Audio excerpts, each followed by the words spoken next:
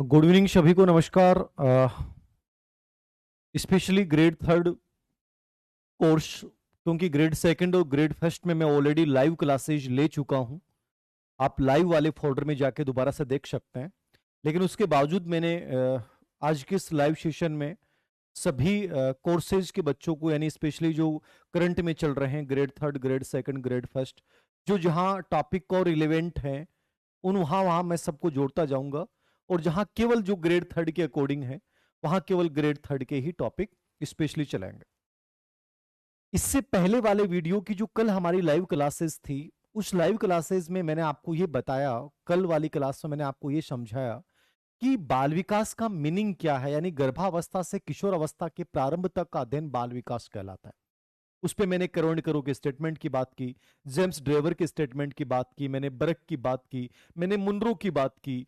फिर उसके बाद हमने ग्रोथ एंड डेवलपमेंट का कॉन्सेप्ट समझा कि ग्रोथ क्या होता है और डेवलपमेंट क्या होता है, दोनों में डिफरेंस क्या होता है। एलिजाबेथ हरलोक ने विकास के ऊपर क्या बातें की हैं, विकास की मुख्य विशेषताएं क्या होती हैं, कंप्लीट डिस्कशन मैंने आप लोगों के साथ किया।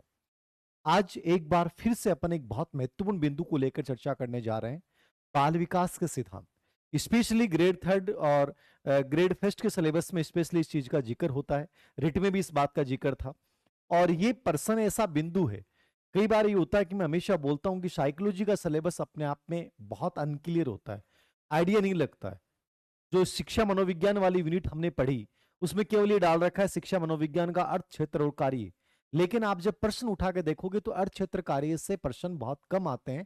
ज्यादातर प्रश्न बाकी जो संप्रदाय हैं, उसकी उपयोगिता है, ठीक है, उसकी देन है, उनसे मतलब आपको टॉपिक को रिलेवेंट करना है, कंप्लीटली पढ़ना पड़ेगा। तो आज हम जो ये पार्ट पढ़ने जा रहे हैं, बाल विकास सिद्धांत, बड़ा इंपॉर्टेंट पार्ट है। आप इसी से रिलेटेड कोई चीज पूछेंगे तो मैं बता दूंगा, इससे रिलेवेंट कोई चीज नहीं पूछते हैं तो मैं नहीं बताऊंगा, क्योंकि आपके एक सवाल से हजारों बच्चे डिस्टर्ब होते हैं।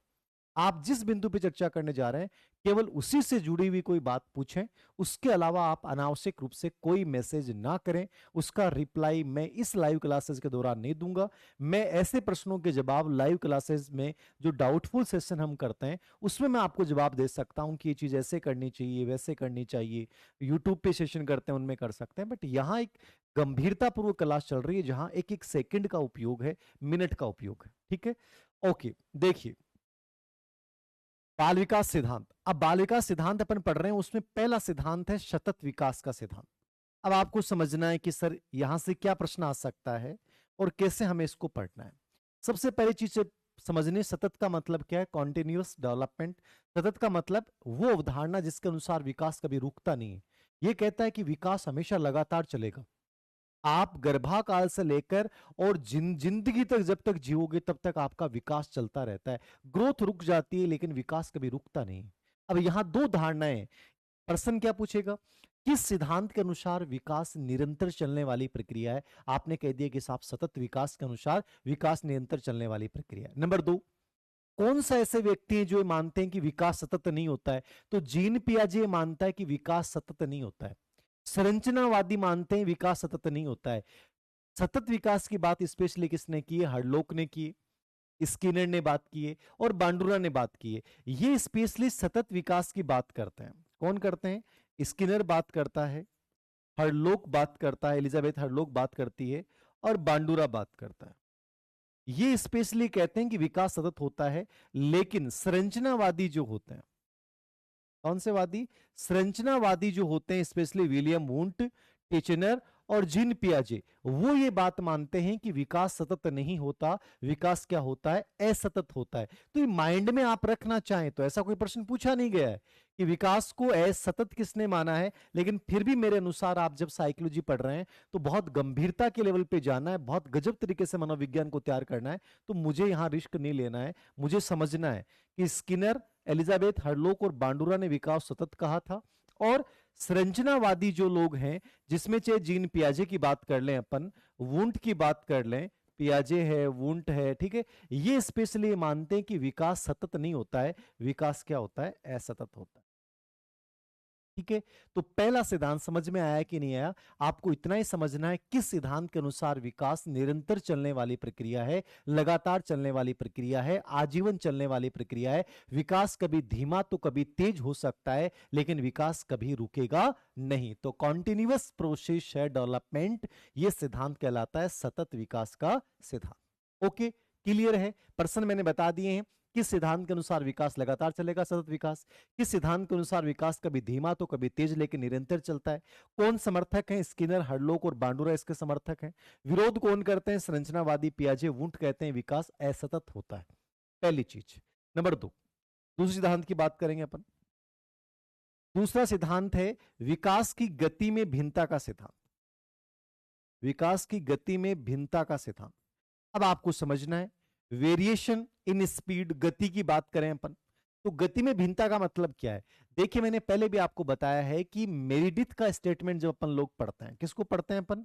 मेरिडिथ को जब अपन लोग पढ़ते हैं तो मेरिडिथ ने कहा था कि 0 से 2 वर्ष में विकास की गति सबसे तेज होती है, 2 से 12 वर्ष में बहुत धीमी हो जाती है, 12 से 16 वर्ष में फिर तेज हो जाती है और 16 वर्ष के बाद फिर धीमी हो जाती है। मतलब कि विकास की गति कभी समान नहीं रहती है, विकास की गति हमेशा क्या होगी? असमान। तो यहां गति में भिन्नता का मतलब क्या हो गया? विकास की गति क्या होती है? असमान। यहां 2 प्रश्न बन सकते हैं, दोनों समझने हैं। पहला तो आपको अवस्था के संदर्भ में समझना है कि सर शेष अवस्था में विकास की गति सबसे तेज होती है, बाल्य अवस्था में विकास की गति सबसे धीमी होती है और किशोर अवस्था में फिर से तेज हो जाती है। लेकिन आपके सामने प्रश्न आए कि सर मान लो शेष अवस्था भी ऑप्शन में और किशोर अवस्था भी हो, तो मेरा आंसर क्या होगा? तो आपका आंसर होगा शेष अवस्था।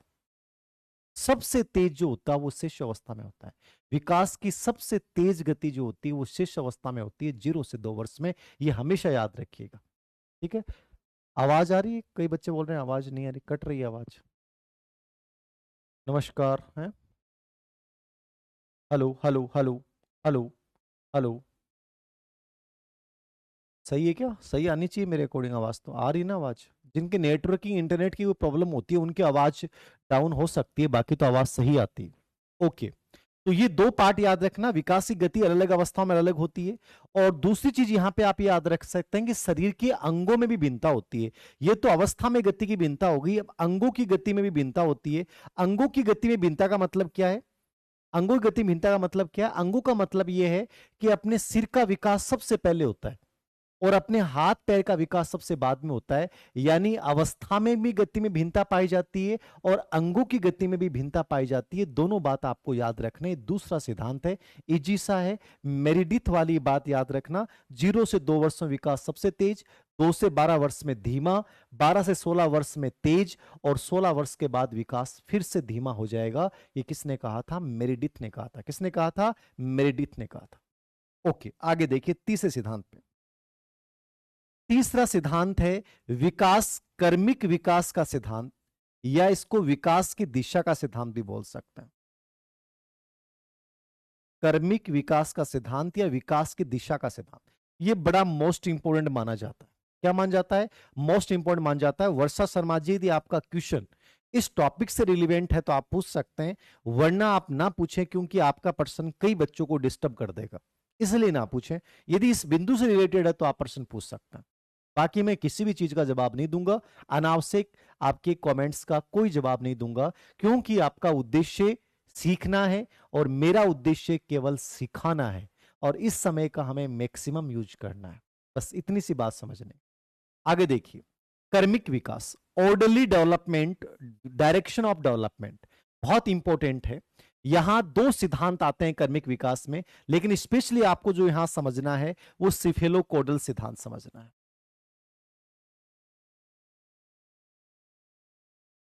सिफेलोकोडल सिद्धांत क्या है? ठीक है, इसको आप मस्तकोधमुखी सिद्धांत भी बोल सकते हैं।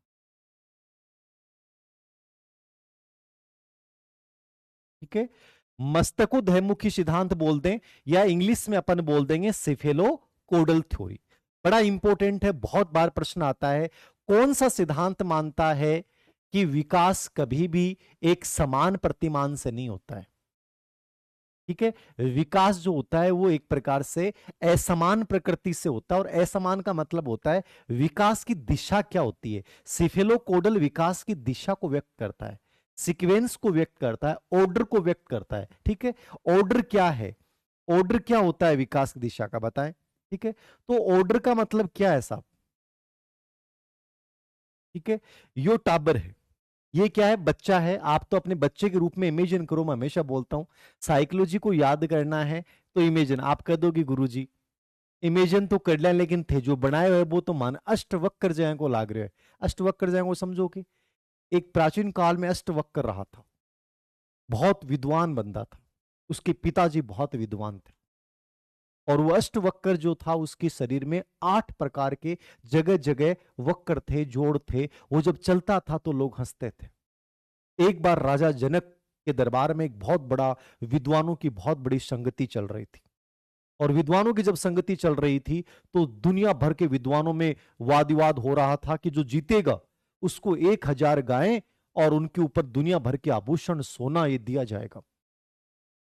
जो ये अष्टावक्र है, इसके पिताजी भी पहुंच गए। अब इसके पिताजी जीत रहे हैं, लेकिन एक विद्वान ऐसा जिससे हार रहे हैं। जब अष्टवक्र को पता चला कि मेरे पिताजी तो हार रहे हैं, तो ये हिम्मत करके जरा जनक के दरबार में पहुंच गया। जब जनक के दरबार में गया तो प्रवेश करते ही इसकी आकृति बेचारे की अजीब सी, ये अजीब से चल रहा अष्टावक्र। और जैसे ही गया और अष्टावक्र गया तो अष्टावक्र को देख के जितने भी मंत्री, जितने विद्वान, सब हंसने लग गए, और राजा जनक भी देख के हंसने लग गया। वो ऐसे चल रहा बेचारा। अष्टावक्र ने उन सबको देख के राजा जनक की तरफ देखते बोला कि तुम जिस विद्वानों को तुम मान रहे हो कि विद्वान है, ये विद्वान नहीं है। ये चरम की प्रकृति को जानने वाले लोग हैं जो सिर्फ चमड़ी को देखते हैं बाहरी रूप से। एक शब्द यूज किया था, मैं वो क्लास में यूज नहीं कर सकता, इनको विद्वान कह रहे हो तुम। इन सब के ज्ञान अधूरे हैं। तुम जानना चाह रहे हो कि सत्य क्या है। जो किसी इंसान के बाहरी रूप रंग को देखकर हंस पड़े, उन्होंने उस इंसान के अंदर के स्वरूप को नहीं देखा कि अष्टवक्र कितना विद्वान है। इसलिए कभी भी किसी के शरीर को देखकर हंसना नहीं चाहिए, किसी के शरीर की विकृति को देखकर हमें उसका मजाक नहीं उड़ाना चाहिए। ईश्वर ने जैसा दिया है ना, वो बेहतर दिया है। हमें हमेशा सम्मान करना चाहिए उसके आंतरिक ज्ञान का। यह अष्टवक्र था, और राजा जनक को जब पता चला इस बात का, अपनी इस अज्ञानता का, कहते हैं कि अगले दिन राजा जनक उसके घर जाके उसके पैरों में पड़ गए कि मुझसे माफ कर दो मुझे, मैं पागल था। ये दुनिया ऐसी है, याद रखना। इसमें जो बड़े विद्वान बने फिर रहे हैं वो आज भी बाहरी रूप चीज को ध्यान देते हैं, वो आंतरिक ज्ञान को महत्वपूर्ण नहीं मानते। तो इस चीज को आप यूं समझिएगा, आपको इमेजिन करना है। आपको क्या करना है, इमेजिन करना है कि गुरुजी बहुत सुंदर है। अपने आप साइकोलॉजी में जितना इमेजिनेशन होगा, आपको उतना ही आपका प्रभावी लर्निंग होगा, याद रखना। तो इसका मतलब ये था कि सिफेलोकोडल का मतलब, मस्तकोधैमुखी का मतलब, विकास हमेशा जो होता है वो ऊपर से नीचे की ओर होता है। हमारा सबसे पहले सिर का विकास, और लास्ट में जाके हाथ पैरों का विकास। बच्चा जब भी सबसे पहले शरीर के कोई अंग को उठाता है, वो कौन से अंग को उठाता है, वो अपनी गर्दन को उठाता है, हमेशा याद रखना। और लास्ट में जाके अपने पैरों के बल पे चलता है। कहने का मतलब है डायरेक्शन ऑफ डेवलपमेंट क्या है, वो सिफेलोकोडल है। वो सिर से पैर की ओर है, जिसको आप आद मस्तक की थ्योरी कह दो, मस्तकोधैमुखी सिद्धांत बोल दो। तो दिशा किधर से किधर होती है, ऊपर से नीचे की ओर। ये है कर्मिक विकास का सिद्धांत। बड़ा इंपॉर्टेंट है, याद रखना, बहुत इंपॉर्टेंट। ठीक है, तो ये सिफेलोकोडल समझ में आ गया, इसमें कोई डाउट थोड़ी है, मेरे कोडिंग समझ में आ गया। सिफेलोकोडल या मस्तकोधैमुखी सिद्धांत क्या कहता है कि विकास जो होता है वो सिर से पैर की ओर होता है, इसको अपन सिफेलोकोडल सिद्धांत बोलते हैं। ओके, आगे देखिए, ये समझ में आ गया मेरे कोडिंग। 3 सिद्धांत हो गए, मैंने तीनों समझा दिए। मेरे कोडिंग समझ में आ रहा है ना, वेरी गुड वेरी गुड। वर्षा करी यस, मनीषा यस, बहुत बढ़िया। आगे चलिए, 3सा सिद्धांत, चौथे सिद्धांत के ऊपर लेके चल रहा हूं। चौथा भी बहुत इंपॉर्टेंट है, इसको अपन बोलते हैं कर्मिक विकास का ही पार्ट है। वैसे वैसे तो कर्मिक विकास का ही पार्ट है, ठीक है, कर्मिक विकास का ही पार्ट होता है, और इसको अलग से अपन नाम देते हैं जिसको अपन बोलते हैं केंद्र से दूर। केंद्र से दूर, ठीक है, या भीतर से बाहर, भीतर से बाहर, प्रोक्सिमी डिस्टल थ्योरी।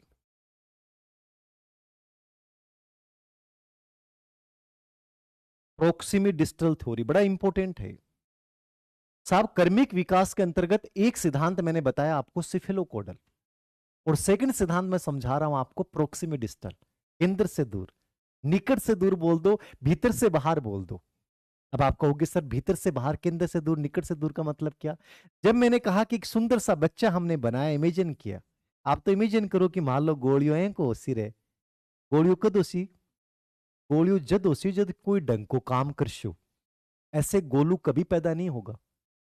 अच्छे से पढ़ाई करोगे, पढ़ाई करने के बाद बढ़िया कॉन्फिडेंस से एग्जाम देने जाओगे, एग्जाम दोगे तो सिलेक्शन होगा, सिलेक्शन होगा तो नौकरी लगोगे, नौकरी लगोगे तो कोई ना कोई रिश्तों लेके आओगे, और रिश्तों लेके आओगे जना गोलियों होने का चांस बढ़ेगा, हमेशा याद रखियो। अब आप में से कदो गुरु जी जे काका ऑलरेडी हो चुके बा के लिए पान एंजॉय करनो है बा गोलियन देख देख की कि बेटा गोलू तेरे भाग्य की वजह से मैं मास्टर नहीं लाग जाऊंगा या मास्टर जी लाग जाऊंगा, टेंशन नहीं लेनी, नहीं लगे ही मन इमेजिन करनो है कि गुरुजी गोलू होगो और 100% गोलियों होगो, गोलियों होने से पहले गवर्नमेंट जॉब भी लग जाऊंगा, तो मस्त रहनो। तो यो गोलू जो है इसको आपने बनाया, ये गोलू, ये आप लोगों का गोलू तैयार है, ठीक है। तो ये गोलू जो है इसको आपको समझना है केंद्र दूर भीतर से बाहर प्रोक्सिमी डिस्टल थ्योरी से। कैसे समझना है समझिएगा, बड़ा इंपॉर्टेंट है। केंद्र से दूर भीतर से बाहर प्रोक्सिमी डिस्टल थ्योरी क्या है इसको समझिएगा, बहुत इंपॉर्टेंट है। ये कहता है कि बच्चे का सेंटर क्या है, आपका केंद्र क्या है। आपका केंद्र है ये जो आपनो सेंटर है, आपने नाभि जो है ना बा हमेशा सेंटर मानी जाए, याद रखना। इसलिए अपने जो पुराने लोग थे वो बहुत समझते थे इस चीज को, नाभि को हमेशा चिकना रखते थे। अब आप कहो तो मैं भी दिखा सकता हूं, दिखाऊंगा नहीं, ये कहते गुरु जी यहाँ क्या करो जमा, यहाँ नाभि हमेशा चिकनी होनी चाहिए, उसमें कुछ ना कुछ चिकनापन रखिए, घी लगा सकते हैं, तेल, पुराने लोग इस चीज को ध्यान रखते थे। नाभि सेंटर है, सेंटर में चिकनाई है, पूरे शरीर में चिकनाई होगी। वरना तो आजकल का टाबरा का डोल देख लो, आज के शक्ल देख लो, यहाँ लगे रोनो आवे। अब बच्चे ना अजीब से रहते हैं, आप लोगों की तो स्थिति और भी खराब है। पूरी क्लास में एक टाबर कन देखने, एक टाबर जमाई ले तो पूरा टाबरा की धड़ाधड़ जमाई आवे। इसलिए ऊर्जा नहीं है, एनर्जी नहीं है, एनर्जी वाली दिनचर्या नहीं है, रूटीन नहीं है हमारा, उत्साहित हम लोग नहीं है। आप जैसे कल एक बच्ची पूछ सर आपको कैसे याद रहता है, मैं इंजॉय करता हूं पढ़ाई को, मैं पढ़ाने को इंजॉय करता हूं। जिस दिन तुम पढ़ने को एंजॉय करने लग जाओगे उस दिन आउटकम्स गजब के आएंगे। बस यही है सीखने का बेस्ट तरीका। तो केंद्र से दूर भीतर से, ये क्या है प्रोक्सिमी डिस्टल थ्योरी, क्या है प्रोक्सिमी डिस्टल थ्योरी, यही है कि हमारा सेंटर ये है, ठीक है, पेट हमारा सेंटर है, और इस सेंटर से जो है वो सबसे पहले हमारे पेट, हमारा जो स्नायु मंडल है इसका सबसे पहले डेवलपमेंट होता है, हमारा स्नायु मंडल जो उसका सबसे बड़ा विकास होता है, फिर हमारे जाके हाथ पैरों का। तो विकास यहां से चल के बाहर की ओर जाता है, यहां से चल के बाहर की ओर जाता है। ये इसको बोलते हैं अपन प्रोक्सिमी डिस्टल, केंद्र से दूर भीतर से बाहर निकट से दूर। समझ में आ गया, बड़ा इंपॉर्टेंट थ्योरी याद रखना। सिफेलोकॉडल और प्रोक्सिमी डिस्टल ये दोनों बड़े इंपॉर्टेंट है, इसको याद रखना। हाँ, नाभि की जगह अलग होने से पूरा शरीर अस्वस्थ हो जाता है, इसलिए कहते हैं वो सेंटर है हमारा। आ गया समझ में? क्लियर है, कोई डाउट नहीं है? वेरी गुड, आगे चलिए 5 नंबर पे।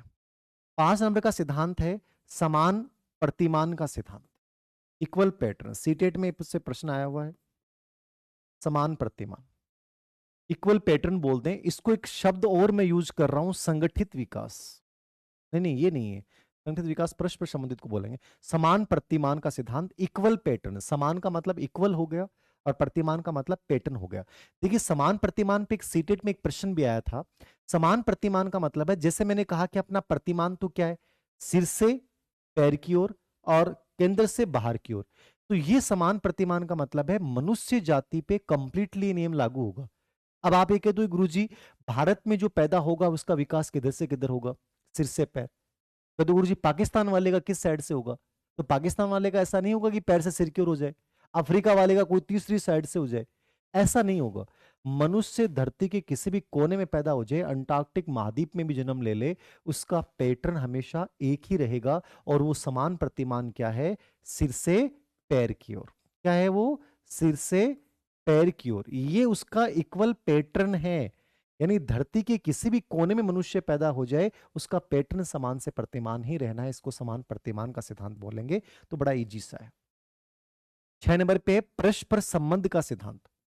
परस्पर संबंध, ये भी आया हुआ प्रश्न है। ये सब बहुत इंपॉर्टेंट है।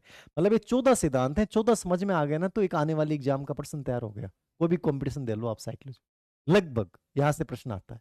परस्पर संबंध का सिद्धांत, इसको अपन बोल सकते हैं संगठित विकास का सिद्धांत, यूनिफाइड डेवलपमेंट। ठीक है ना, इसको आप यूनिफाइड भी बोल सकते हो।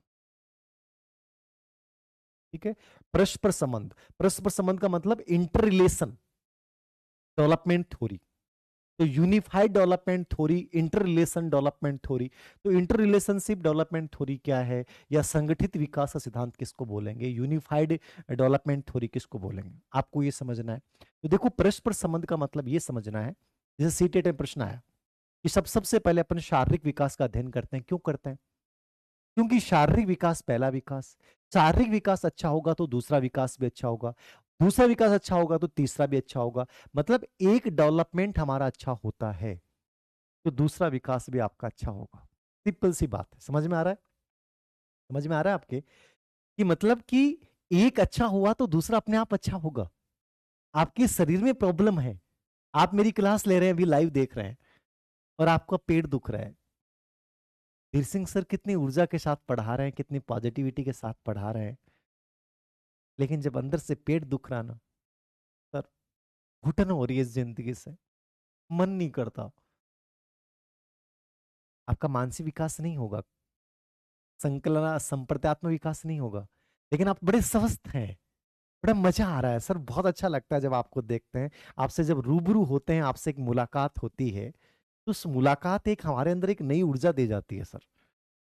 बहुत अच्छा फील हो रहा है।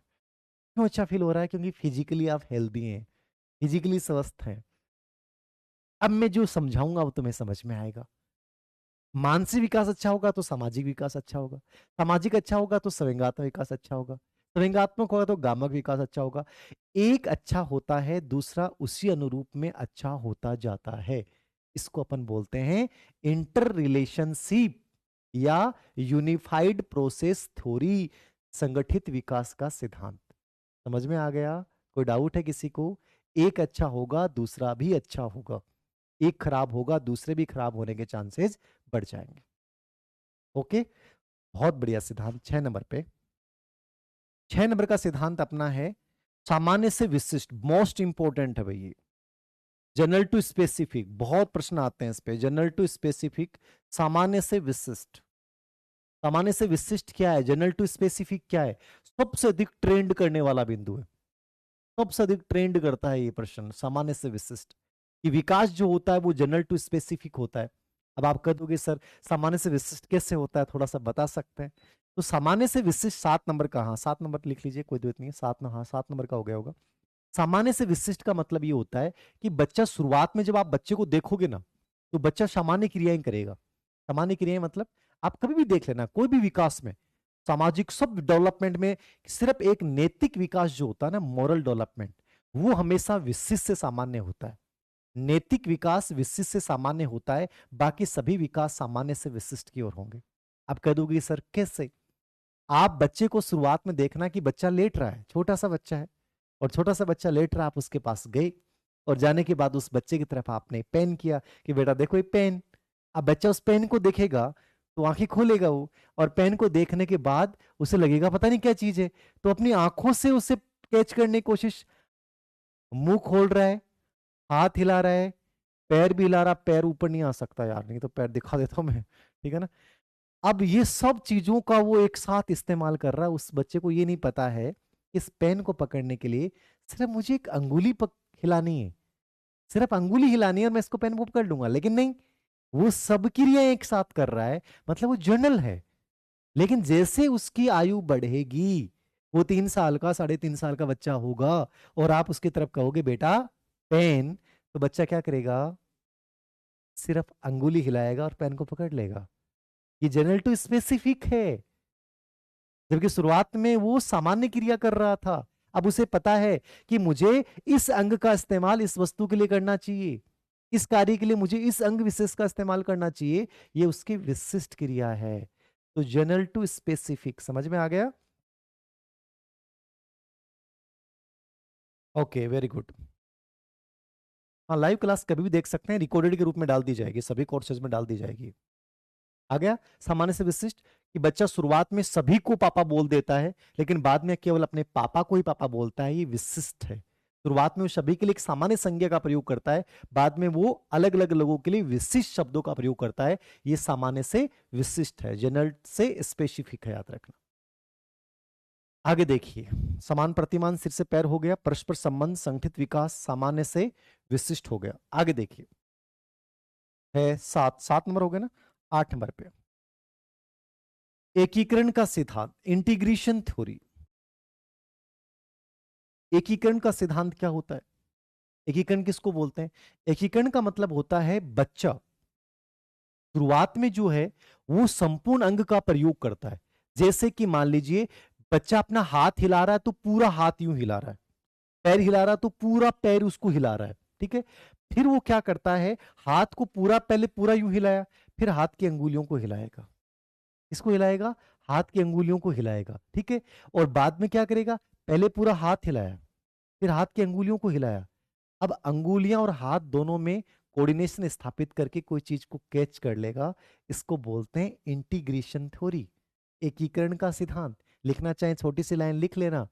पहले संपूर्ण अंग का प्रयोग, पहले संपूर्ण अंग का प्रयोग, फिर अंग के भागों का प्रयोग, और अंत में दोनों में समन्वय स्थापित कर लेता है। लिख लें, पहले संपूर्ण अंग का प्रयोग, फिर अंग के भागों का प्रयोग, और अंत में दोनों में समन्वय स्थापित कर लेता है। इसको अपन लॉ ऑफ इंटीग्रेशन थ्योरी बोलते हैं, एकीकरण का सिद्धांत बोलते हैं। जीके क्लास अलका जी शुरू कर दी है। संस्कृति हिस्ट्री के 3 वीडियो आगे होंगे शायद, और प्रजामंडल और किसान मूवमेंट पे ओम प्रकाश चौधरी सर ने कर दिए हैं। कला संस्कृति के और वीडियो आ जाएंगे, धीरे धीरे सभी आ जाएंगे, ठीक है। जो शैक्षिक परिदृश्य वाला पार्ट है जिसमें आरटी 2009 और राजस्थान का आरटी 2009 और निशुल्क प्रवेश के नियम, ये तीनों में अगले वीक तक मैं डाल दूंगा, 10 नंबर का जो पार्ट है। सर नोट्स क्यों नहीं लिखवाते? वर्षा शर्मा जी, नोट्स लिखाएंगे तो सालों लग जाएंगे। ये चीजें आप साथ साथ लिख सकते हैं, समझा दिया मैंने। नोट्स ऑलरेडी डले हुए हैं पीडीएफ के रूप में, आप उनसे देख सकते हैं, उनको लिख सकते हैं, ठीक है। तो ये फिर एकदम बच्चों जैसी क्लास हो जाएगी कि बच्चों की तरह आपको पढ़ाया जाए, ये लिखो ये लिखो, तो फिर वो मजा नहीं आता, फिर हो ही नहीं सकता, कोर्स पॉसिबल ही नहीं है फिर। मतलब समय बहुत लग जाता है, क्वालिटी वाली चीज चाहिए कि मैं 1 घंटा दूँ सर, 1 घंटे में इतना सब सूझ लूँ, और वो लिखने के लिए वो मैटर बहुत है। मैनी अंडरस्टैंडिंग है। एकीकरण हो गया। 9 नंबर का सिद्धांत है व्यक्तिगत विभिन्नता का सिद्धांत, और ये चीजें लिख सकते हो मेरे साथ साथ आप। और ये कुछ भी नहीं है, इनकी तो हेडलाइन लिखनी है बस आपको, इनकी तो हेडलाइन लिखनी है, इनमें लिखने वाली कोई बातें नहीं है। व्यक्तिगत विभिन्नता, और ये 3 बार कोर्स करवा चुका हूं मैं, तीसरी बार करवा रहा हूँ। रिकॉर्डेड ऑलरेडी आपके डाल रखा है, फिर दोबारा लाइव हो गया, तीसरी बार लाइव करवा रहा हूँ। व्यक्तिगत विभिन्नता का मतलब है कि बच्चे का विकास सबका अलग अलग होता है, दो बच्चों का विकास कभी समान नहीं हो सकता। राम का विकास अलग हुआ है, लक्ष्मण का अलग हुआ है, मोहन का अलग है, सीता का अलग है, नीता का अलग है, शिवानी का अलग है, अंजलि का अलग है, मीना का अलग है, रामराज का अलग है, डालचंद का अलग है। तो जितने भी मैंने नाम लिए हैं, ठीक है, इन सब का विकास अलग अलग गति से होगा। एक माँ के जुड़वा बच्चे, उनका विकास भी एक गति से नहीं हो सकता। इसको अपन व्यक्तिगत भिन्नता का सिद्धांत बोलेंगे। अब प्रश्न ऐसे बना देगा, एक बालक जल्दी चलना सीख जाता है, दूसरा उसका बहन, मतलब ऐसे कोई भी नाम दे दिए कि एक शिवानी नाम की बालिका है, वो जल्दी चलना सीख जाती है, जबकि उसकी बहन तिवानी जो है वो नहीं सीख पाती है। तो ये कौन सा विकास सिद्धांत है? ये व्यक्तिगत भिन्नता का सिद्धांत। समझ रहे हैं आप? मीना नाम की बालिका जो है एक प्रकरण को जल्दी पढ़ना सीख जाती है, जबकि टीना नहीं सीख पाती है। व्यक्तिगत भिन्नता का सिद्धांत। आप कितने भी एग्जाम्पल ले लें, आपको समझना है कि सर इसका मतलब क्या है। तो विकास हमेशा क्या होता है? व्यक्तिगत होता है। इसका मतलब क्या है? विकास क्या होता है? व्यक्तिगत। विकास क्या होता है? व्यक्तिगत होता है। व्यक्तिगत भिन्नता का मतलब हर बच्चे की विकास की गति अलग अलग होती है। 10 नंबर का अधिगम परिपक्वता का सिद्धांत। गुणा परिपक्वता आएगा, याद रखना, हमेशा प्लस नहीं आएगा कभी भी। अधिगम गुणा परिपक्वता, बहुत बार प्रश्न आया है। अधिगम गुणा परिपक्वता बराबर विकास डेवलपमेंट होता है। कैसे कैसे होता है अधिगम गुणा परिपक्वता बराबर डेवलपमेंट? अधिगम और परिपक्वता दोनों इंटरेक्शन करेंगे तब विकास होगा। कैसे? जैसे एक 8 महीने का बच्चा है, मैं कह दूं कि मैं इसको सिखा दूंगा तैरना, नहीं सिखा सकते। क्यों तैरना नहीं सिखा सकता? क्योंकि वो परिपक्व नहीं है। मैं 2 साल के बच्चे को दर्शन नहीं समझा सकता, चाहे मैं कितना बड़ा लर्नर क्यों नहीं हूं, क्योंकि वो मेच्योर नहीं है। तो डेवलपमेंट में दोनों चीजें योगदान देंगी, अधिगम और परिपक्वता। हम तभी सिखा पाएंगे जब उसको सीखने के लिए परिपक्व है। इसलिए अधिगम गुणा परिपक्वता बराबर विकास। तो ये प्रश्न बहुत बार आता है, विकास किसका परिणाम है? आप प्लस नहीं करना, माइनस नहीं करना, भाग नहीं देना, गुणा याद रखना, मल्टीप्लिकेशन होगा। अधिगम गुणा परिपक्वता। हाँ, रिकॉर्डेड में डल जाएंगे मनीषा जी, रिकॉर्डेड में डलती हैं सब में। अब दोबारा इसलिए रिकॉर्डिंग करवा रहा हूं, सब रिकॉर्डिंग में डल जाएगी। ट्विंस की भी एक्टिविटी सेम नहीं होती है, डिफरेंस पाया जाएगा। वर्ष क्या नाम है? कल्पना जी। तो अधिगम गुणा परिपक्वता, ये दोनों चीजें याद रखिएगा, ठीक है? दोनों ही याद रखना, अधिगम गुणा परिपक्वता बराबर क्या होगा? विकास। 11 नंबर का सिद्धांत है वंशानुक्रम गुणा वातावरण। ये बहुत महत्वपूर्ण है, इसको मैं कल की क्लास में डिटेल से समझाऊंगा। ये अलग से भी लिखा हुआ है, ग्रेड 3 के सिलेबस में भी, ग्रेड फर्स्ट में भी, सभी में लिखा हुआ है। वंशानुक्रम गुणा वातावरण का सिद्धांत कि वंशानुक्रम और वातावरण दोनों जब अंतः क्रिया करते हैं तो विकास संभव बनता है। तो कल डिटेल से समझाऊंगा कि वंशानुक्रम कैसे विकास को प्रभावित करता है और वातावरण कैसे करता है, दोनों का अपन तुलनात्मक पढ़ेंगे। तो वंशानुक्रम गुणा वातावरण ये कल चर्चा करेंगे अपन 10, 11, 12 नंबर पे। पूर्वानुमेय का सिद्धांत, प्रीडिकेशन, इसको आप भविष्यवाणी का सिद्धांत भी बोल सकते हैं। आया हुआ है ग्रेड 2 में प्रश्न। प्रीडिकेशन क्या है? पूर्वानुमेय क्या है? समझ लेना कि क्या विकास का प्रीडिकेशन किया जा सकता है, क्या विकास के बारे में भविष्यवाणी की जा सकती है? ये या नो आपको ही समझना है। आपका पहला आंसर होगा कि सर की जा सकती है। सर कैसे की जा सकती है बताइए? पूर्वानुमेय। अब पूर्वानुमेय का मतलब ये नहीं है कि गुरुजी हम लक्षण देख के बता सकते हैं कि बच्चा आईएएस बनेगा, आपकी तरह कॉलेज लेक्चर बनेगा, ठीक है, असिस्टेंट प्रोफेसर बनेगा या डाकू बनेगा, ये बता सकते हैं? नहीं, कोई नहीं बता सकता।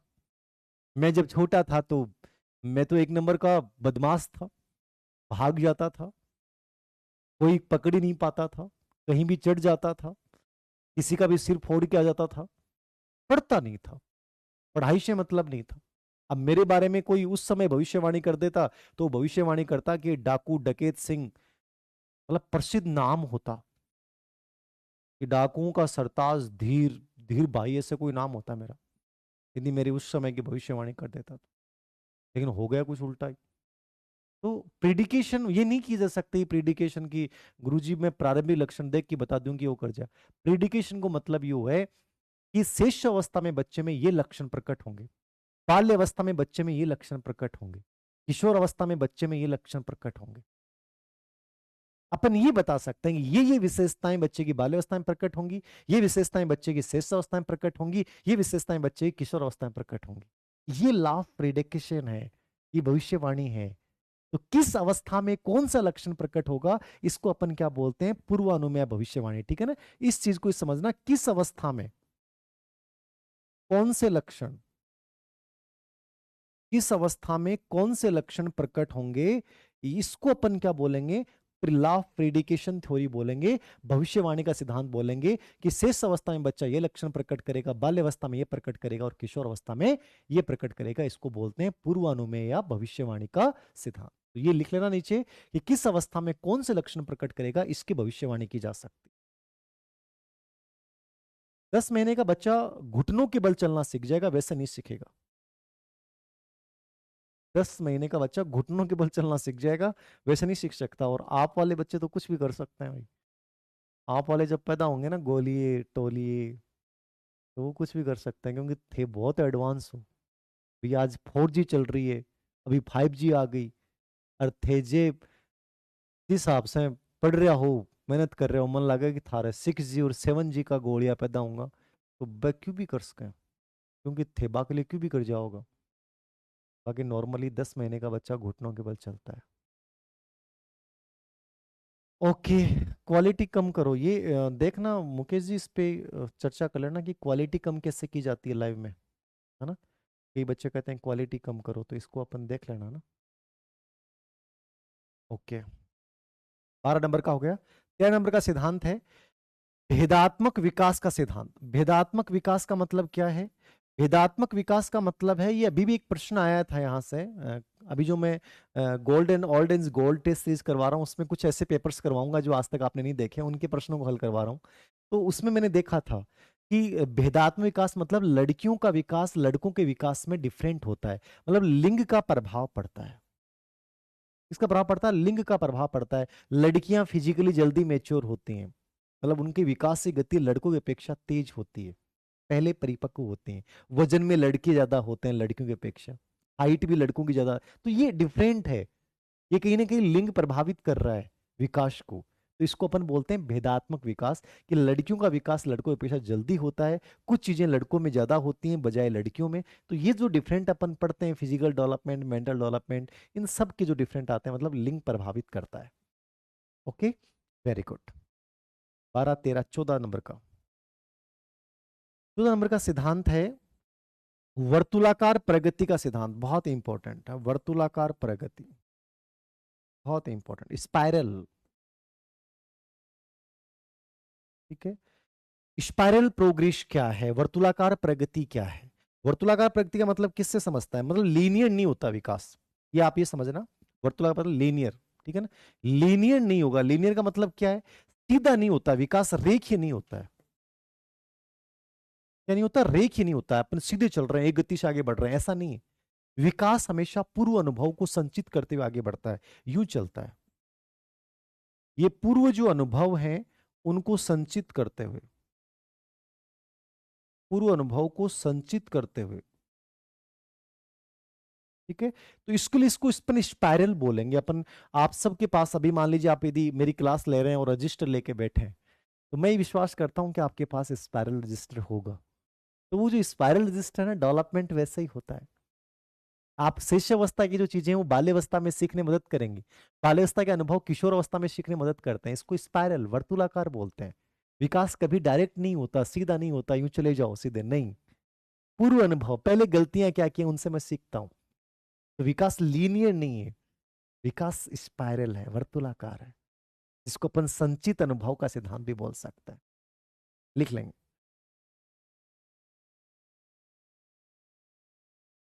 टेक्निकल टीम मेरी साइकोलॉजी क्लास नहीं हो पा रही पहले वाली, नीलम जी क्यों को नहीं हो रही, थाली कटे गई तो ऐसे नहीं हो रही, बताओ। लिख लिया ये वर्तुलाकार प्रोग्रेस, ये 14 सिद्धांत है, ये 14 सिद्धांत है। इसके अलावा आपको मैंने बताया था विकास ऐतिहासिक दशाओं से प्रभावित होता है, विकास में लचीलापन पाया जाता है, ठीक है। प्रारंभिक विकास परवर्ती विकास से महत्वपूर्ण होता है। और ये याद रखना कि जो ठीक है ना, कि जो अपनी शेष अवस्था है ना, उसको सबसे अधिक वो माना गया है, अ, एक प्रकार से आनंददायक अवस्था माना गया है। ये सबसे ज्यादा आनंद जो आता है ना, वो इससे गर्भावस्था में शुरू होता है आनंद। सबसे ज्यादा आनंद गर्भादायक अवस्था होती है। बाल्यावस्था को भी सबसे हैप्पी स्टेज माना गया, सबसे दुखदायी अवस्था किशोर अवस्था को माना गया।